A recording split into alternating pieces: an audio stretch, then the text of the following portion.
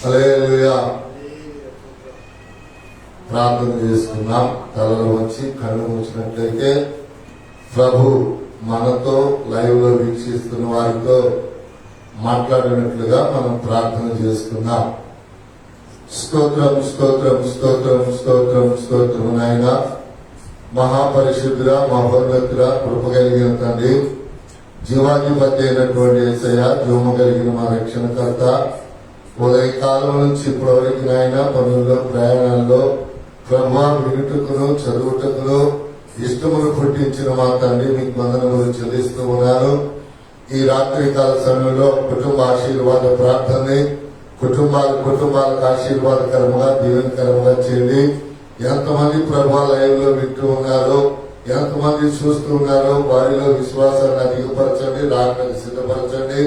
అలాగనే ప్రభా దూరాన సమీపాన్ని విడుచున్న ప్రతి ఒక్కరికి మీ ఆశీర్వాదాలు, మీ దీవెనలు సమృద్ధిగా మందిరముల నుంచి దయచేయమని, అలాగనే ప్రార్థనలో పాటల్లో అలాగే ప్రభా మీరు మహిమ పొందినందుకు వందనములు చెల్లిస్తూ వాక్యము ద్వారా మాతో మీరు మాట్లాడమని యేసు పరిశుద్ధ నామములో అడిగి వేడుకొని పొంది ఉన్నాం మా ప్రియ పరలోకపు తండ్రి. ఆమేన్. హల్లెలూయా. దేవుని నామానికి స్తోత్రాలు. ఈ రాత్రి కాల సమయంలో ప్రభు సన్నిధికి కూడి వచ్చిన, అలాగనే దూరాన సమీపాన పిలుచున్న లైవ్ లో వీక్షిస్తున్నటువంటి దేవుని పిల్లలందరికీ నిండు నా హృదయపూర్వకమైనటువంటి వందనాలు, దేవునికి స్తోత్రాలు. ప్రియులారా, ఈ రాత్రి కాల సమయంలో ప్రధానం గురించి మనం తెలుసుకుందాం. ప్రియులారా, మీరు అనుకోవచ్చు, అయ్యా ఇక్కడ పెళ్లి ఎవరికి జరగట్లేదు కదా, ప్రధానం ఎవరికి జరగట్లేదు కదా, నిశ్చితార్థం ఎవరికి జరగట్లేదు కదా, ఈ ప్రధాన కార్యక్రమం ఎందుకంటే బైబిల్లో ప్రతి సబ్జెక్టు కూడా సంఘముల కొరకు జరుగుతున్న కార్యముల కొరకు రాయబడి ఉన్నాయి. వాటిని అనేకులు తెలుసుకోలేక, ప్రియులారా, మర్మాలు ఉపమానాలు మంచిగా చదవలేక వినలేక ఏదేదో వాళ్ళ జీవితాలలో మరి నడుస్తూ ఉంటూ ఉన్నారు. అందుకని దేవుడు మనకిచ్చినటువంటి ఈ వాక్య పరిచర్యని అనేక మంది వినటానికి తెలుసుకోవటానికి దేవుడు కృపణిస్తా ఉన్నాడు. ప్రియులారా, ఒక్కసారి మనము లూకా రాసినటువంటి సువార్తలోకి వెళ్ళి, ప్రియులారా, లూకా రాసినటువంటి సువార్త చూడండి. ప్రియులారా, అక్కడ రాయబడినటువంటి ఆ మాటలను బట్టి మనము కొంచెం లేఖనాన్ని చదువుకొని, ఎందుకంటే దేవుని యొక్క వాక్యం ఇక్కడ రాయబడుతుంది. ఈ రోజు అంశం ఏమిటంట ప్రధానము. ఇది ప్రధానము అనేది నిశ్చితార్థానికి వివాహానికి మధ్యలో ఉండింది. చెప్పండి, నిశ్చితార్థానికి వివాహానికి మధ్యలో ఉండేది ప్రధానం. ఈ ప్రధానం గురించి పరిశుద్ధ బైబిల్లో ప్రియులారా రాయబడినటువంటి విషయాలు మనం తెలుసుకుందాం. ఏమిటి ఈ ప్రధానం అనేటటువంటిది మనము చూసినట్లయితే లూకా రాసినటువంటి సువార్త 1వ అధ్యాయము 26-27 వాక్యాలను చదువుదాం. 6వ నెలలో దేవదూత గలిలయలోని నజరేతను ఊరిలో దావీదు వంశస్థుడైన యోసేపును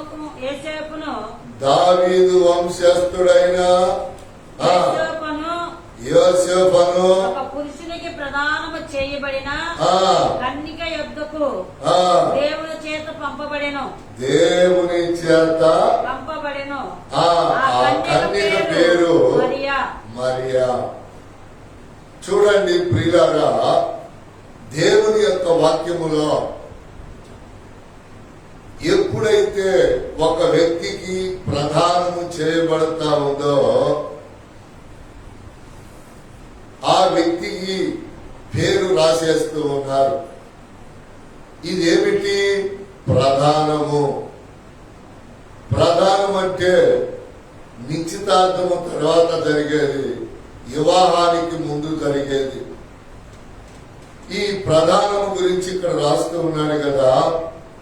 దావీదు వంశస్థుడైన యోసేపును ఒక పురుషునికి ప్రధానము చేయబడిన కన్యక యొద్దకు దేవుడు చేత పంపబడెను. ఏం చేయబడిందంటే దేవుని చేత పంపబడింది. ఆ ప్రధానము చేయబడింది. ఈ ప్రధానం అనేది చూడండి ప్రియులారా, మనుషులు చేసే ప్రధానాలు ఉన్నాయి, దేవుడు చేసే ప్రధానాలు ఉన్నాయి. మనుషులు చేసే పెళ్లిళ్ళు ఉన్నాయి, మోసాలు చేసే పెళ్లిళ్ళు ఉన్నాయి, మోసాలు చేసేటువంటి పెళ్లిళ్ళు ఉన్నాయి.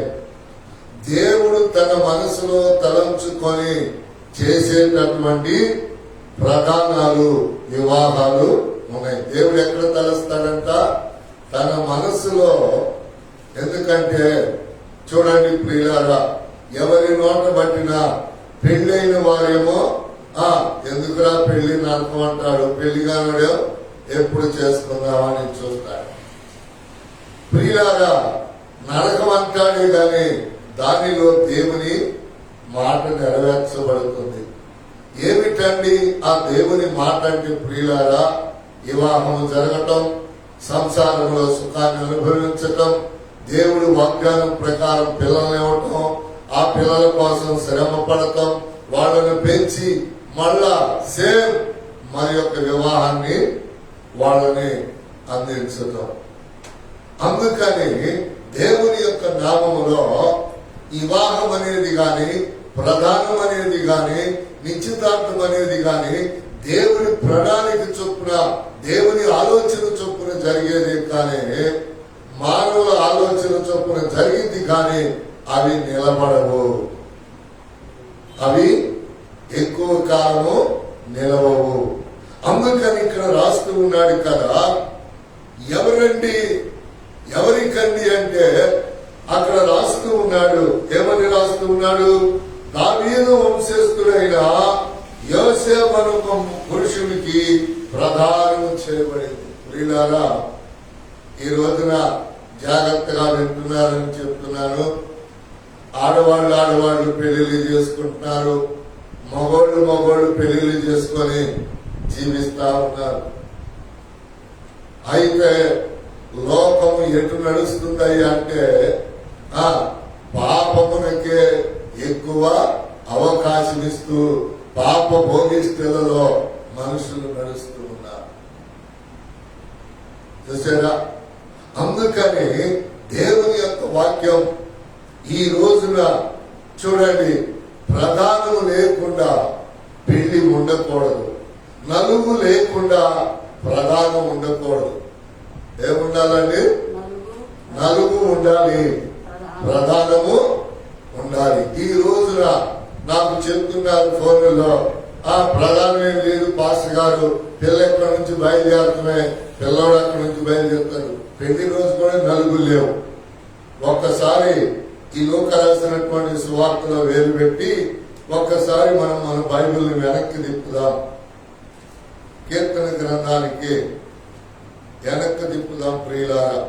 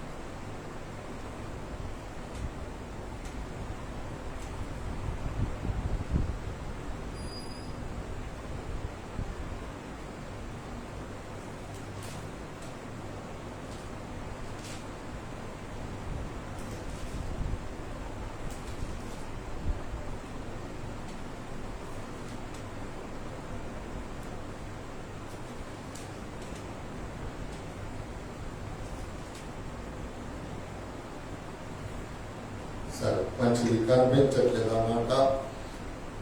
ఇక్కడ అక్కడ రాస్తాడు కదా, కొందరికి నలుగు యొక్క పాటలు లేవంటూ ఉన్నారు.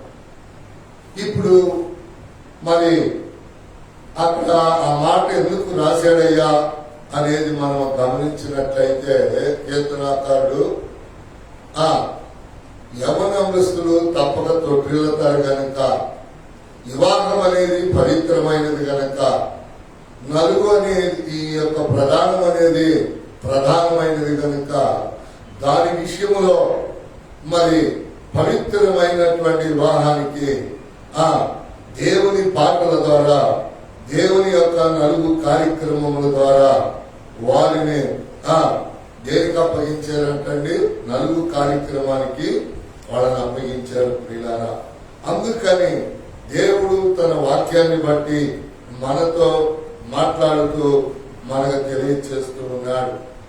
ఏమిటండి ఈ దేవుని యొక్క మాటలు అనేది మనం గమనించినట్లయితే ప్రియులారా, మళ్ళీ ఈ లోక రాసినటువంటి సువార్తలకు మనం వద్దాం ప్రియులారా.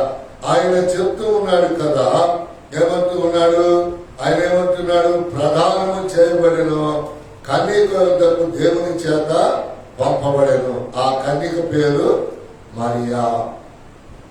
ఇప్పుడు యోసేపు మరియమ్మల యొక్క ప్రధాన కార్యక్రమాన్ని దేవుడు జరిగించాడని చెప్పడానికి, పెద్దలు దానిని జరిగించాడని చెప్పడానికి ఏమాత్రం సందేహము లేదు. ఏదో కష్టాలు వచ్చినాయని, నష్టాలు వచ్చినాయని ఏమంటున్నారు వాళ్ళు? ఇది దేవుడు చేసిన పెళ్లి కాదు, ఇది మానవులు చేసిన పెళ్లే, ఇది మోసాలతో జరిగిన పెళ్లే. మోసాలతో పాపాలతో జరిగిన పెళ్లి కొద్ది కాలంలోనే దూరమైపోతారు. అందుకని దేవుని యొక్క నామము పేరిట మీకు అట్లాంటి అవుట్లైన్స్ కావాలంటే శాంసంగ్ పెళ్లి చూసారా? అందుకని దేవుని యొక్క వాక్యములో ఇక్కడ రాస్తూ ఉన్నాడు కదా, ఏమంటున్నాడు చూడండి ఒక్కసారి ఆ లేఖన భాగాన్ని. 6వ నెలలో గాబ్రియేలు దేవదూత గలిలయలోని నజరేతను ఊరిలో దావీదు వంశస్థుడైన యోసేపును ఒక పురుషునికి ప్రధానము చేయబడిన. ఎవరి ద్వారా? ఏ నెలలో జరిగిందంట? 6వ నెలలో గాబ్రియేలు దేవదూత గలిలయలోని. చూడండి, గాబ్రియేలు దేవదూత, అభయమిచ్చే దేవదూత. నేను ఎవరైనా పెళ్లి గురించి అడిగితే దేవుడే చూసుకుంటాడు, మీరు ముందర పెళ్లి డేట్లు పెట్టుకోండి, మాట్లాడుకోండి, మంచి చెడులు తెలుసుకోండి అని చెప్తారు. ఎందుకంటే దేవునికి మనము వివాహాన్ని అప్పగించినప్పుడు అది నిశ్చితార్థమైన, అది ప్రధానమైన, మరి వివాహమైన దేవుడు చక్కగా దానిని జరిగిస్తాడు. దేవునికి స్తోత్రం చేద్దాం. హల్లెలూయా. అందుకని ఇక్కడ రాయబడిన మాట ఎన్నో నెలలు? 6వ నెలలో. అందుకని ఎవరికి ఎవరు ప్రధానం చేయబడ్డారు? యోసేపునకు మరియమ్మ గారు ప్రధానం చేయబడ్డారు. ఇప్పుడు ఈ ప్రధానంలో ఉన్నటువంటి మెయిన్ దేవుని సంకల్పం ఏమిటంటే లోక రక్షకుడిని ఆమె మోయాలి, కానీ లోకానికి అప్పగించాలి. చూడండి 78వ కీర్తన అంట 73:63 వారి కన్యకలకు పాటలు లేకపోయేను. ఏమిటంట? వారి కన్యకలకు 78:63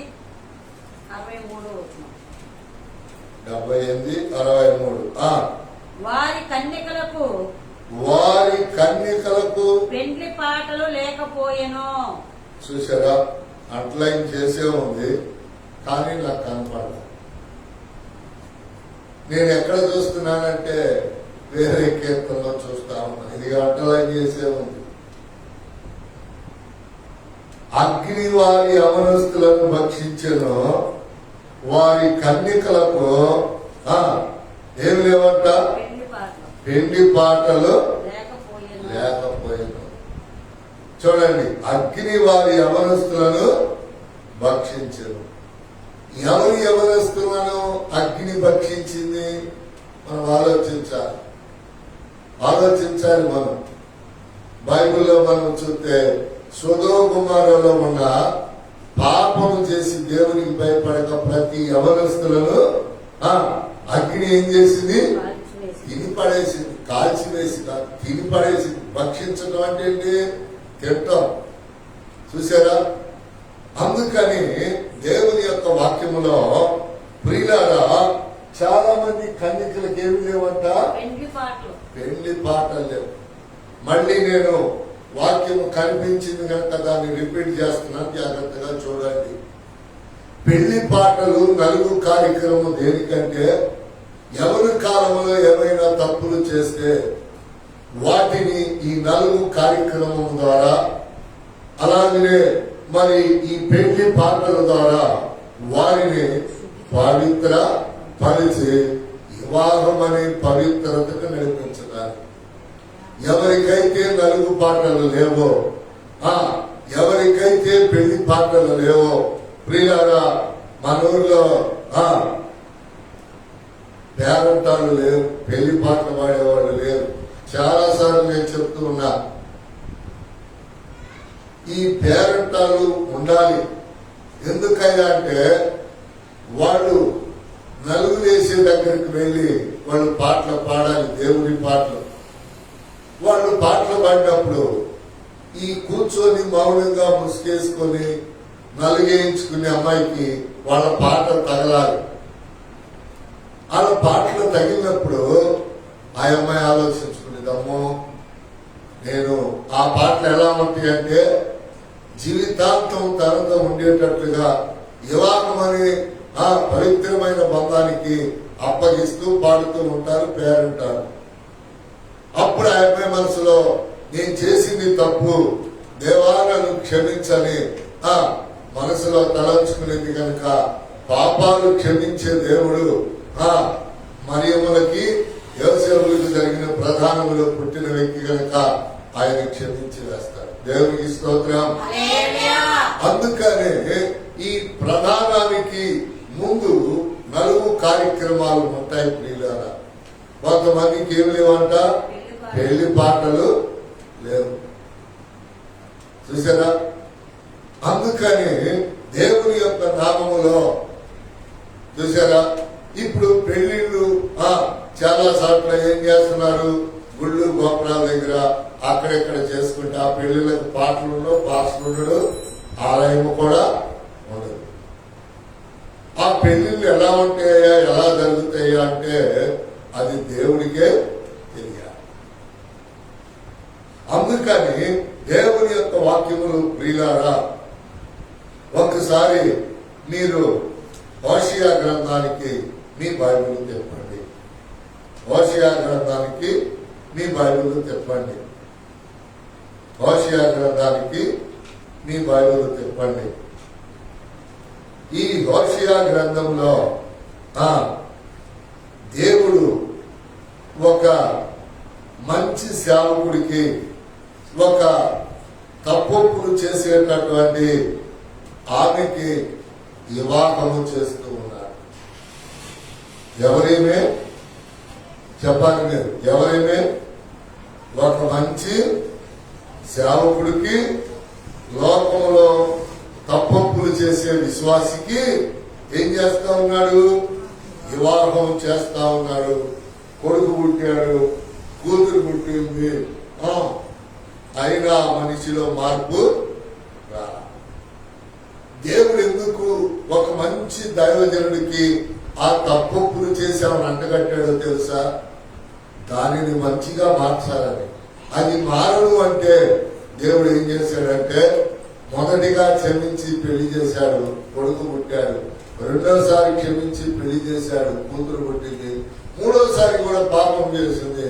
ఇంక దేవుడు ఏం చేశాడంటే ఆమె పేరు కూడా కాకుండా ఆమె ఏమైపోయిందో విడువబడింది. ఇంకా ఆమె చరిత్ర అలా వెళ్ళిపోయింది ప్రియులారా. అందుకని అయితే ఇక్కడ దేవుడి వాక్యం ఏం చెప్తుందంటే అయా క్షమించే దేవుడు కదా. మరి అలా ఎట్లా చేశాడు? వాగ్దానం చూడండి, హోషేయ గ్రంథం 2వ అధ్యాయం 19వ వాక్యములో నీవు నిత్యము నాకుండునట్లుగా, 2వ ప్రధాన వాక్యం, నీవు నిత్యము నాకుండునట్లుగా నేను నీతిని బట్టి తీర్పు తీర్చుట వలనను దయా దాక్షణ్యములు చూపుట వలనను నిన్ను ప్రధానము చేసుకొందును. చాలండి.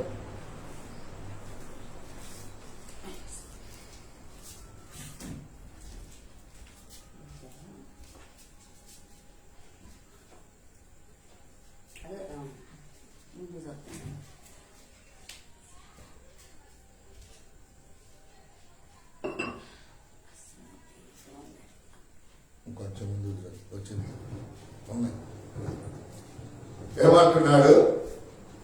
ఏమంటున్నాడు చూడండి, నీవు నిత్యము నాకుండునట్లుగా నేను నీతిని బట్టి తీర్పు తీర్చుట వలన దయా దాక్షణ్యములు చూపుట వలన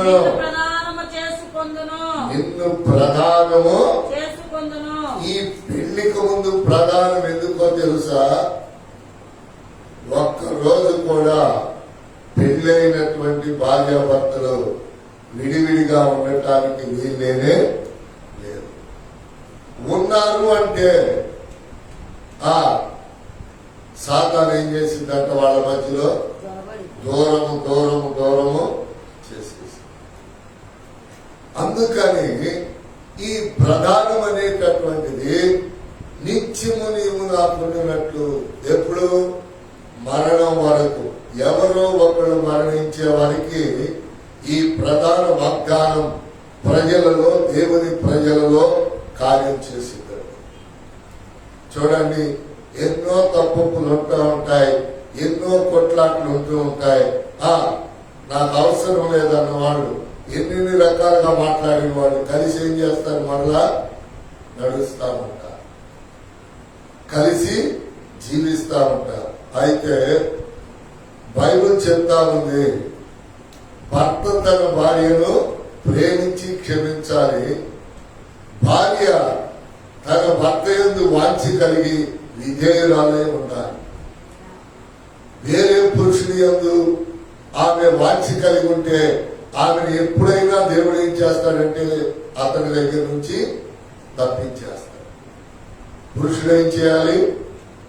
పురుషుడు తన భార్యను క్షమించి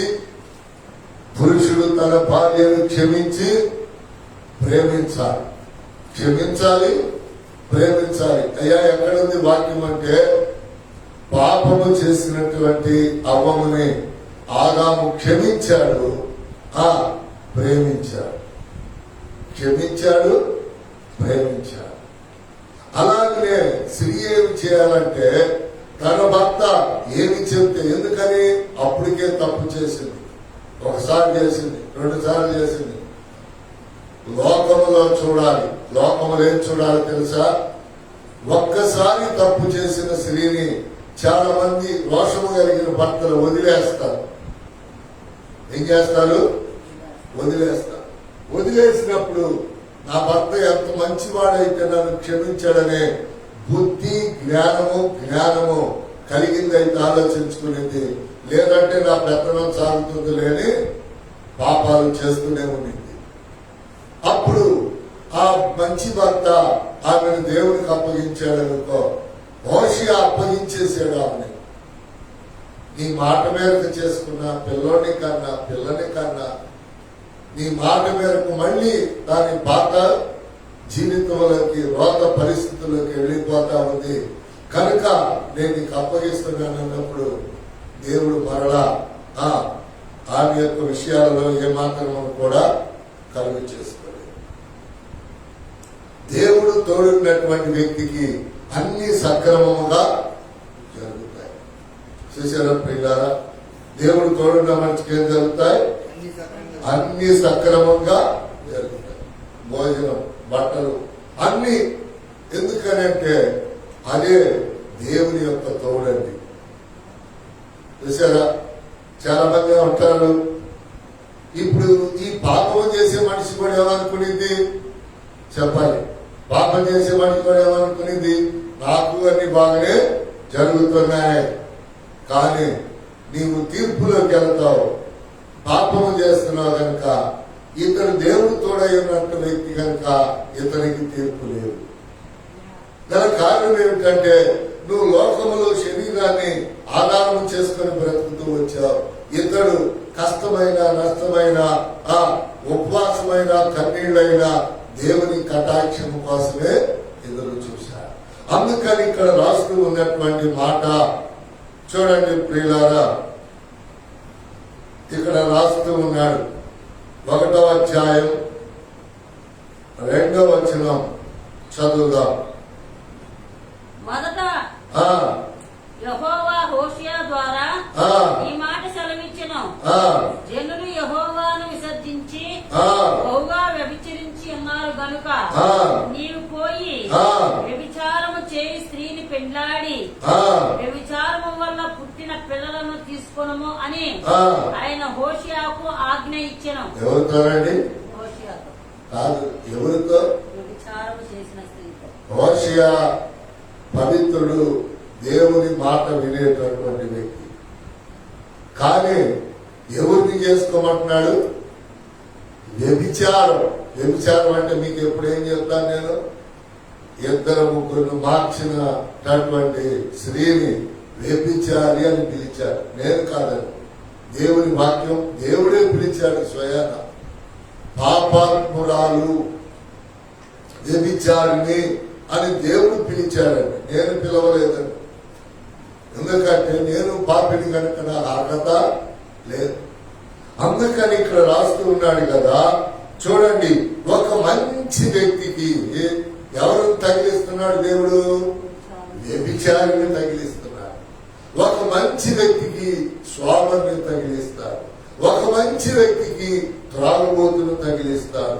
ఒక మంచి వ్యక్తికి తిరుగుబోతున్నారు. స్త్రీలో 5 లక్షణాలు ఉండకూడదు. స్త్రీలో ఎన్ని లక్షణాలు ఉండకూడదు? 5 లక్షణాలు ఉండకూడదు. 1 పాపం, 2 అబద్ధం, 3 మోసం, 4 తగాదాలు పెట్టేటటువంటి విధానాలు, 5వది ఏమిటయ్యా అంటే అనేకమైన విషయాలు మనసులో ఆలోచించి దురాలోచన. చూసారా, ఏ స్త్రీకి 5 లక్షణాలు ఉండవో పాపము చేయదనుకో దేవుడు ఆమె తోడుగా ఉంటాడు. అబద్ధం ఆడదనుకో ఆమె కుటుంబం దినదినాభివృద్ధి చెందింది. పాపం, అబద్ధం, మోసం చేయదనుకో మోసగించబడదుగా. అందుకని మరి తగాదాలు, అవిధేయత, విధేయత ఉండమని దేవుడు చెప్తుంటే అవిధేయతగా దురాలోచనలు చేస్తూ ఉందనుకో, ఈ 5 లక్షణాలు ఏ స్త్రీ కలిగి ఉంటుందో ఆ స్త్రీ ఖచ్చితంగా ఆ భర్తకు దూరమై బ్రతికింది. ఆమె పడే కష్టాలు రోజు జ్ఞాపకం చేసుకున్నా దేవుడు కనికరించాలంట. అయ్యా, నాకెందుకు ఈ కష్టాలు? నీకో మంచి భర్తనిచ్చాను, నీకో మంచి ఇంటిని అప్పగించాను, దాన్ని నువ్వు కళతో కనుక్కో. రోజు చెప్పచ్చు ఏమని, ఏమొచ్చే బాధలను బట్టి, కష్టాలను బట్టి, గతి లేక, ఇబ్బందులు లేక, తిండి లేక, అయ్యా నన్ను జ్ఞాపకం చేసుకోడు ఆయన. ఎందుకని? మంచిది నీకు ఇచ్చా, అవసరం లేదని విసిరి కాలధన్యం. ఇప్పుడు నేనేమి చేయలేను. ఎందుకో తెలుసా? ఎందుకు చెప్పండి? చెప్పాలి మీరు, ఎందుకు చెప్పండి? ఇలాంటి దుర్మార్గురాలకు దేవుడు సహాయం చేస్తే ఇంకోటి ఏం చేసింది? అదే చేసింది. ఇంకోటి ఏం చేసింది? మంచి భర్తని, మంచి కుటుంబాన్ని నిందల పాలు అవమానాలు చేసి ఏడిపించింది. ఒక మంచి వ్యక్తి ఏడుస్తా ఉంటే దేవుడంట తట్టుకోలేడంట. ఒక మంచి వ్యక్తి ఏడ్చినా, ఒక మంచి స్త్రీ ఏడ్చినా వ్యభిచారి కాదండి. వ్యభిచారం ఎవరు కొట్టవసరం లేదు, తిట్టవసరం లేదు. కుళాయి తిప్పినట్టేనండి, పంపు తిప్పినట్టే. ట్యాంకీలో నీళ్లుంటే ఏం చేస్తాయండి? పంపు తిప్పగానే వచ్చేస్తాయి. వ్యభిచారం చేసేటటువంటి స్త్రీకి ఏడవటం మొదలే. మీరు చూడండి, ఎక్కడ చూసినా తప్పులు చేసి ఆడవాళ్ళు త్వరగా ఏడుస్తూ ఉంటారు. తప్పులు చేయని వాళ్ళకి ఏడవలసినటువంటి అవసరత మనదేం లేదు. ఈడ వండుకునింది, పక్కింటికి పోయి రాత్రి అన్నట్టు ఎంత మంచిగా ఆ ఒక్క నీళ్ళు వచ్చాక ఇది తప్పుడుదే, అది తప్పుడుదే. అందుకని దేవుని యొక్క వాక్యములో ఇక్కడ చూసారా, ఎందుకండి పెద్దలు అంటా ఉంటారు, మంచి అన్నంలోకి మంచి కూర లేదు పాస్టర్ గారు. మంచి అన్నంలోకి ఏం లేదంట చెప్పాలి మీరు. మంచి కూర తింటారు, పళ్ళారు చెప్పడానికి ఏమైంది? మంచి కూర, మంచి అన్నం ఏంటి? రుచి కలిగినటువంటి బియ్యం, దానిలోకి రుచి కలిగినటువంటి కూర. మంచి అన్నంలోకి బాగా మంటుకుంటే పచ్చగా కారం వేసుకొని తిన్నామని రుచి ఉండిద్దా? ఉండదు. అదే పెద్దవాళ్ళు చెప్తారు, ఏముండాలి? మంచి అన్నములోకి మంచి రుచి కలిగిన కూర ఉంటే తింటుంటే అది అంటే దేవుని వాక్యానికి వ్యతిరేకంగా మాట్లాడతారు. చూసారా? అయితే అది దేవుని వాక్యానికి వ్యతిరేకమని ఈ సబ్జెక్ట్ లో చెప్పచ్చు. ఇంకో సబ్జెక్ట్ లోకి వచ్చేసరికి అది దేవునికి అనుకూలమే. ఎట్లా? ఇసాకు మంచివాడు, రెబ్కా చాలా మంచిది. ప్రార్థనా పనులే జోడి చేస్తాడు. వీళ్ళందరూ ఏమంటారు? వీళ్ళందరూ వాళ్ళు చేశారు, వీళ్ళు చేశారు. చూశారండి, వాళ్ళు చేశారు, వీళ్ళు చేశారు. మళ్ళీ వద్దాం ఇక్కడికి. చూడండి, 45వ కీర్తనకు రండి. 45వ కీర్తనకు రండి. 45వ కీర్తనకు రండి. 45వ కీర్తన 45వ కీర్తన 10వ వచనం. కుమారి ఆలకించుము, ఆలోచించి చెవియొగ్గుము. 11. నీ స్వజనమును నీ తండ్రి ఇంటిని మరువుము.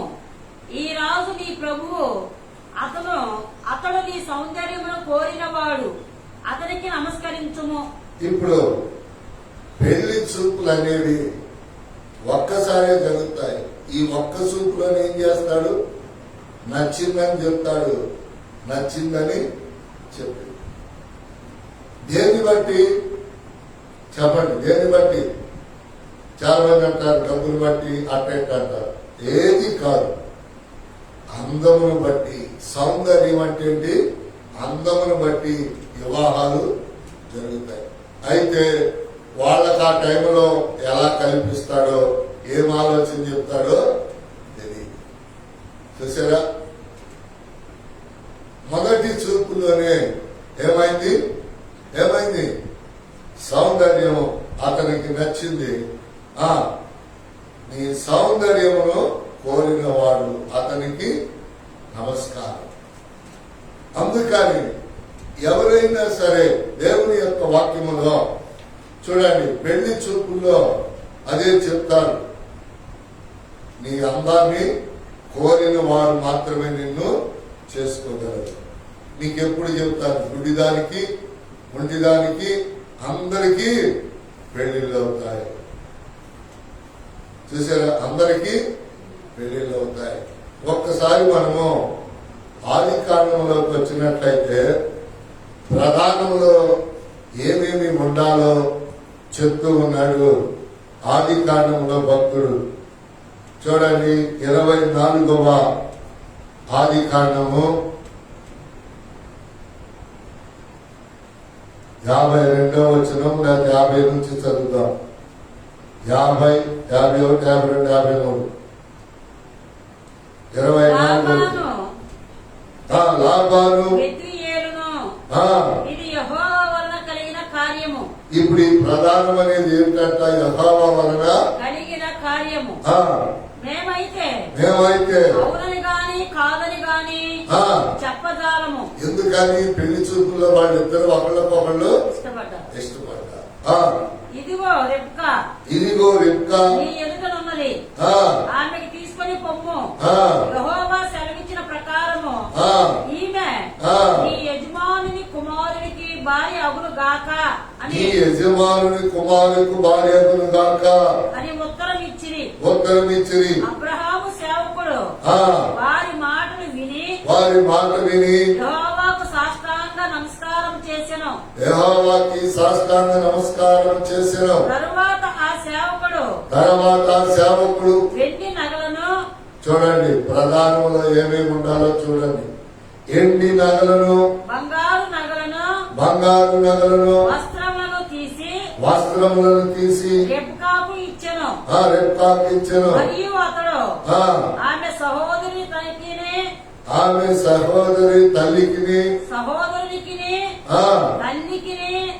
విలువగల వస్తువులు ఇచ్చెను. అతనితో కూడా మనుషులను అన్నపానములు పుచ్చుకొని అక్కడ రాత్రి అంతా ఉండి ఉదయం వారు లేచినప్పుడు అతడు నా యజమాని వద్దకు నన్ను పంపించుడని చెప్పగా ఆమె సహోదరులను ఆమె తల్లియు ఈ చిన్నదాని 10 దినములైనను మా యొద్ద ఉండనిమ్ము. చాలు. దేవుని యొక్క వాక్యములో ఇక్కడ ఏమిటంట, విలువైన వస్తువు. వెండి ఉండాలి, ప్రధాన మూటలో వెండి ఉండాలి, బంగారం ఉండాలి, విలువైన వస్త్రాలు, ఇవన్నీ ఉండాలని బైబిల్ చెప్తుంది. చాలా మంది అంటున్నారు ఆచారం మాకు లేదు, ఆచారం మాకు. బైబిల్లో ఉన్నది ఆచారం అనేవాడు ఎప్పుడు కూడా దేవునిలో నిలబడలేడు. బైబిల్లో ఉంది, నువ్వు ఎలా కాదని చెప్తావు. బైబిల్లో లేకపోతే అది ఆచారం అని చెప్పవచ్చు. బైబిల్లో ఉన్న దానిని వీళ్ళు ఏం చేస్తున్నారు, మేము ప్రార్థనా పనులు మాకు అవి లేవు, మాకు ఇవి లేవు. బైబిల్ ఇప్పుడు ప్రార్థనా పనులకా లోకస్తులకా? ప్రార్థనా పనులకేనండి, ప్రార్థనా పనులకే బైబిల్. అందుకని దేవుని యొక్క నామము పేరిట దేవుడు ఇక్కడ సెలవిస్తా ఉంటున్నాడు. తన సహోదరికి తన తల్లికి కూడా.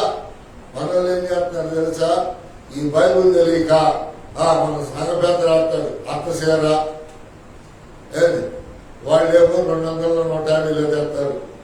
వీళ్ళు తాగాయి ఈ చీర నచ్చలేదంట.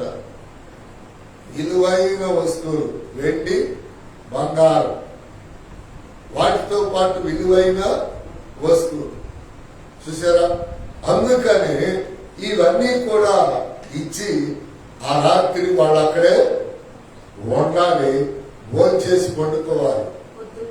ఎందుకు పోవాలి భోంచేసి పండుకోవాలి? ఆ ఇల్లు ఖాళీ ఉన్నది కాబట్టి అక్కడక్కడ పడుకుంటే ఈయన విషయాలు ఏమన్నా మంచోడు కాకపోతే వాళ్ళకి తెలుస్తాయి. చూసారా, చట్టానికి ఏం భయమో తెలుసా? ఎవరిలో గొప్పని ఎవరితో మాట్లాడలేరు. కుటుంబాలకి చెడు సావాసం విచారం చేసే స్త్రీ పురుషుల కుటుంబాలలో ఏం చేస్తారో తెలియదా? వాళ్ళ ఇంటికాడ పోవడానికి లేదు, మీరు ఏడనుకోవాలి, ప్రధానమంత్రి కాడికి పోవాలి అంటారు. చూసారా, ఎందుకని? వాళ్ళ పాపాలు చెప్తారని భయం. బైబిల్ కూడా అదే చెప్తుంది, తప్పులు చేసేవాళ్ళు భయపడతారు, పాపాలు చేసేవాళ్ళు భయపడతారు. ఎవరు భయపడతారండి? అంటే మంచిదాన్ని మంచే అంటారు. అందుకని ఇక్కడ రాయబడినటువంటి ఈ లేఖన భాగాన్ని బట్టి నిన్ను ప్రధానము చేసుకుందును. ఎవరినండి? చూసారా, 4 పాటల ద్వారా, పెళ్లి పాటల ద్వారా పవిత్రపరచబడి ప్రధానము చేయబడి దైవజనుడే మంచోడు, ఆయన్ని చేసుకోమన్నామో వేశాం. చూసారా, ఇప్పుడు ఈ పాట మౌనుడు విన్నాడు అనుకోండి, వాళ్ళు ఏమనుకుంటారు? దేవుడు అన్యాయస్తుడు. దేవుడు అన్యాయస్తుడు కాదు. దేవుడు అన్యాయం చేయుట అసంభవం. చాలా మంది అంటారు, నాకు దేవుడు అన్యాయం చేశాడు. నువ్వు దేవుడిని అన్యాయం చేసావు లేదో నువ్వు పరీక్షించుకో. నువ్వు ఒంటరిగా 10 నిమిషాలు కూర్చొని నువ్వు దేవుడిని మోసం చేసావు లేదో, భర్తను మోసం చేసావు లేదో, భార్యను మోసం చేసావు లేదో, కుటుంబాన్ని మోసం చేసావు లేదో, తల్లిదండ్రులు మోసం చేసావు లేదో, నువ్వు కూర్చొని ఆలోచిస్తే దేవుడు కనుక నువ్వు మంచిదాని అమ్మాని నీతో మాట్లాడితే దేవుడు నీకు అన్యాయం చేసినట్టు. నువ్వు ఘోర పాపి అని చెప్పాడు అనుకో, నువ్వు సచ్చిందాకా ఏడ్చినా నీ కష్టాలు తీరటానికి అవకాశమే లేదు. ఎందుకని మంచి దేవుణ్ణి అన్యాయం చేశాడని దేవుణ్ణి నిందిస్తా వచ్చావు. ఏ పార్టీ వారి మండి దుమ్ము ధూళి కంటే మన జీవితం తక్కువ. అందుకని చివరిగా మరి యొక్క మాటని మనము చదువుకొని ముగించుకుందాం. సంఘాల్లోకి వద్దాం. కొరింథీయులకు రాసినటువంటి 2వ పత్రిక 3వ ప్రధాన కార్యక్రమాన్ని మనం ధ్యానం చేసుకుందాం.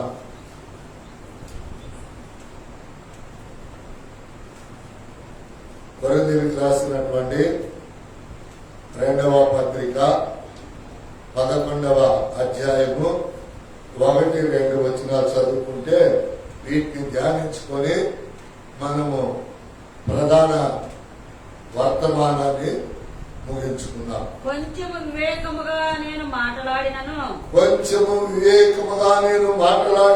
మీరు సహింపవలెనని కోరుచున్నాను. నన్ను గూర్చి మీరేలాగైనను సహించుడి. దేవాసక్తితో మీ ఎడల ఆసక్తి కలిగి ఉన్నాను. ఎందుకనగా పవిత్రురాలైన కన్యకనుగా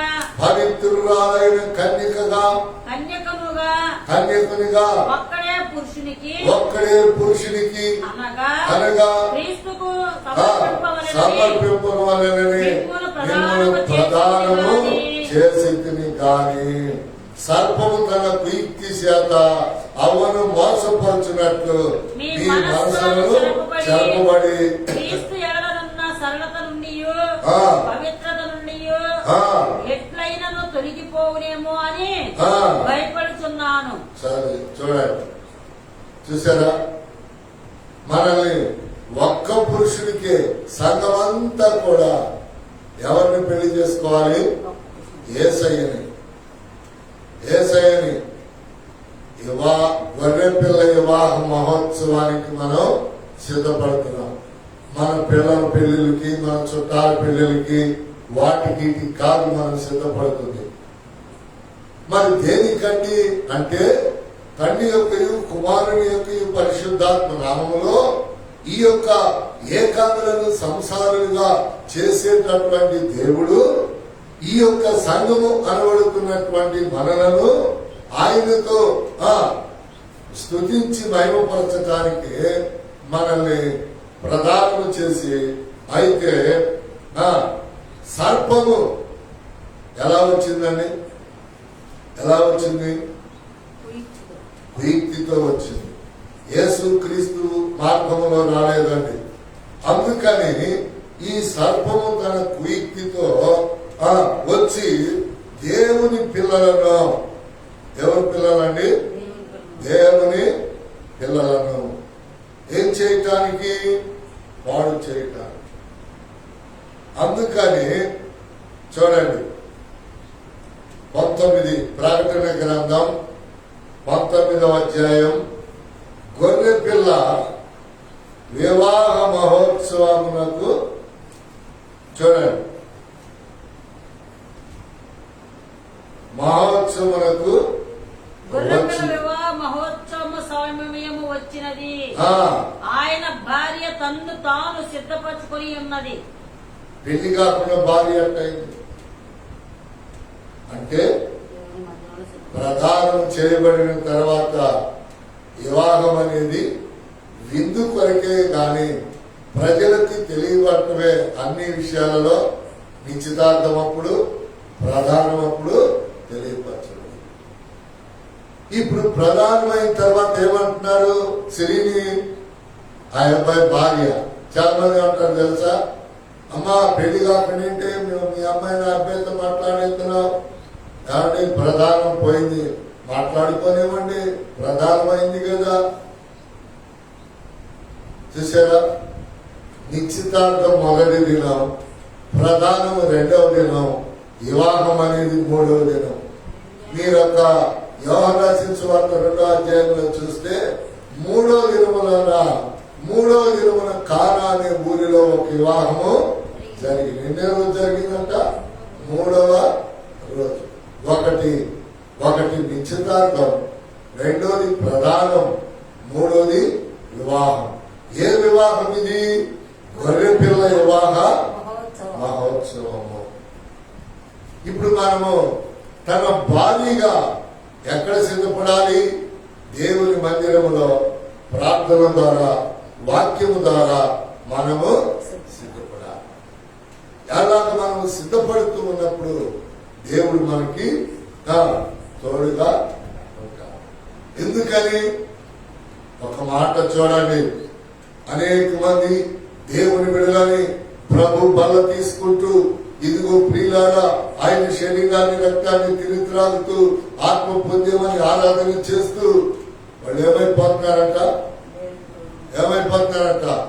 పాపములో పడిపోతున్నారు, అపవిత్రులు అయిపోతున్నారని భయపడతా ఉన్నాడు భక్తుడు. ఏమవుతున్నారు వీళ్ళు?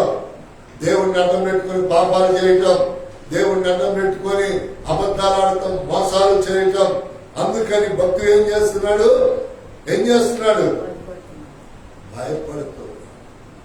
భార్య ఎప్పుడు కూడా తన్ను తాను సిద్ధపరుచుకుంటూ ఆయన కోసం ఎదురు చూపులు చూడాలి. అందుకని ఇక్కడ రాస్తున్నాడు కదా. మళ్ళీ కొరింథీయులకు రాసిన పత్రిక చదివితే మనం ప్రార్థన చేసుకున్నాం.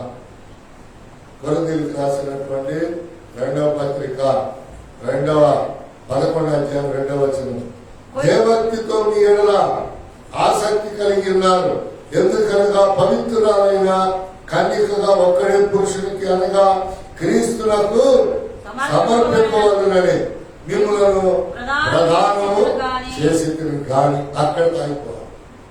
ప్రధానము చేశాడు, పరిశుద్ధాత్ముడు మనల్ని ప్రధానము చేశాడు. కానీ సర్పము తన కీర్తి చేత అవ్వని మోసపరిచినట్లు మీ మనసులను కూడా చెప్పబడి క్రీస్తు ఎడల ఉన్న సరళత నుండి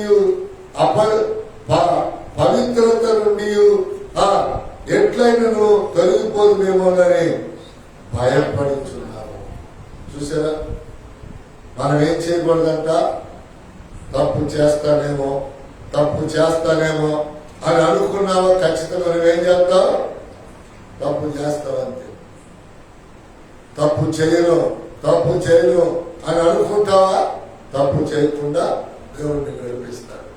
ఈ ప్రధాన కార్యక్రమాన్ని ప్రభు మనతో ఉంచి పవిత్రంగా, పరిశుద్ధంగా, లోక సంబంధమైన వివాహానికి కాకుండా గొర్రెపిల్ల వివాహ మహోత్సవానికి మనలందరినీ పవిత్రమైన కన్యకగా ఆయన సిద్ధపరిచి నడిపించదు కాక. ఆమేన్. హల్లెలూయా. ప్రార్థన చేసుకుందాం. ప్రేమ నమ్మకం కలిగిన మా తండ్రి, పరిశుద్ధుడా, నీ పరిశుద్ధ నామం కొరకు వందనాలు. ఈ రాత్రి కాల సమయంలో ప్రారంభ ప్రార్థనలో, పాటల్లో, వాక్య పరిచర్యలో మీరు మహిమ పొంది మమ్మల్ని పవిత్రపరిచినందుకు మీకు వందనములు చెల్లిస్తూ, మీ వివాహ మహోత్సవానికి మమ్మల్ని మేము అలంకరించుకుంటూ పవిత్రపరచుకోవటానికి, పరిశుద్ధపరచుకోవటానికి సాయం చేయాలి. యేసు నామములో అడుగుచున్నాము తండ్రి. ఆమేన్. హల్లెలూయా. దేవుని ప్రేమ, కుమారుడైన యేసుక్రీస్తు వారి యొక్క కృప, పరిశుద్ధాత్మని సహవాసము సన్నిధి సకల పరిశుద్ధులకు, సార్వత్రిక సంఘానికి సదా కూడి వచ్చిన మీకు నడిపిస్తున్న మాకు ఆయన కృపను సదాకాలంతో నడిపించబడును గాక. ఆమేన్. హల్లెలూయా. అందరికీ వందనాలు.